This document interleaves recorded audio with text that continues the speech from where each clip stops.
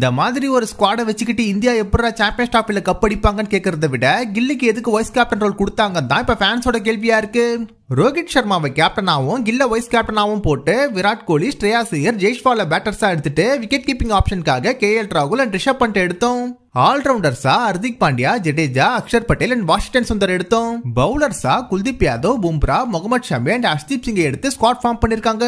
ODI world கப்ல play பண்ண players மேல அதிகமா நம்பிக்கை வச்ச பிசிசிஐ இந்தியன் டீமோட சாம்பியன்ஸ் டிராஃபி ஸ்குவாடை இப்ப அனௌன்ஸ் பண்ணிருக்காங்க. ஜெய்ஸ்வால் இதுவரை ஓடிஐல டெபு பண்ணாம இருந்தோம். அவர் டெஸ்ட் கிரிக்கெட்ல பிளே பண்றதை வச்சு ஓடிஐ ஃபார்மட்ல அவரை டைரக்டா ஓபனரா பிளே பண்ண வைக்கலாம்.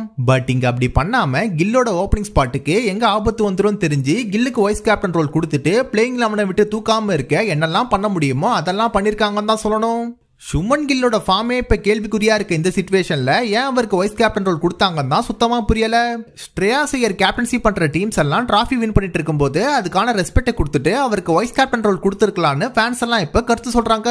இப்படி எல்லாம் கேள்வி கேட்டா செலக்டர்ஸ் என்ன சொல்லுவாங்கன்னு பார்த்தா, அவருக்கு பெருசா ஃபார்ம் இல்ல, இப்பதான் கம்பேக் கொடுக்குறாரு, பிளேயிங் லெவல்ல எல்லா மேட்ச்லயும் ஃபிட் ஆகுவாரா மாட்டாரா தெரியல, அதனாலதான் நாங்க வைஸ் கேப்டன் ரோல் அவருக்கு கொடுக்கலன்னு சொல்லி கதை கொடுப்பாங்க. விஜய் ஹசாரே டிராஃபில பல செஞ்சுரி அடிச்சு சம்பவம் பண்ணிட்டு இருக்க கருண் நாயருக்கு வாய்ப்பு கொடுக்காம இந்த முறையும் ஏமாத்திட்டாங்கன்னு தான் சொல்லணும். சஞ்சு சாம்சனுக்கு T20 சான்ஸ் கொடுத்துட்டு ஓடிஐ ஸ்குவாட்ல எடுக்காம விட்டாங்க. பட் சிராஜ் ரெண்டுலயுமே எடுக்காம விட்டு கைவிட்டாங்கன்னு தான் சொல்லணும். பும்ராக்கு இன்ஜுரி கன்சர்ன்ஸ் இருந்தாலும் அவரை ஸ்குவாட்ல எடுத்திருக்காங்க. சோ ஹோப்ஃபுல்லி அவர் எல்லா மேட்ச்லயும் பிளே பண்ணுவாருன்னு நம்பலாம். ஜடேஜா, அக்ஷர் பட்டேல், சுந்தர், குல்தீப் யாதவ்னு 4 தரமான ஸ்பின்னர்ஸ் எடுத்து டீமை ஸ்ட்ராங் பண்ணிருக்காங்க. ஓவரால் ஸ்குவாட பார்க்கும்போது இந்த டீம் தான் சாம்பியன்ஸ் டிராஃபியை வின் பண்ணுவாங்கன்னு சொல்ல தோணும். ஆனா பிளேயர்ஸோட ஃபார்மை வச்சு கன்சிடர் பண்ணா அந்த கணிப்பு தப்பாக்க கூட வாய்ப்பு இருக்கு. சீனியர் பிளேயர்ஸ் ஒன்னா பெர்ஃபார்ம் பண்ண போற கடைசி சாம்பியன்ஸ் டிராஃபி இதுதான். சோ இந்த டோர்னமெண்ட்ல அவங்க நல்லா பெர்ஃபார்ம் பண்ணி இந்த சாம்பியன்ஸ் டிராஃபியை வின் பண்ணி சம்பவம் பண்ணுவாங்கன்னு நம்பலாம்.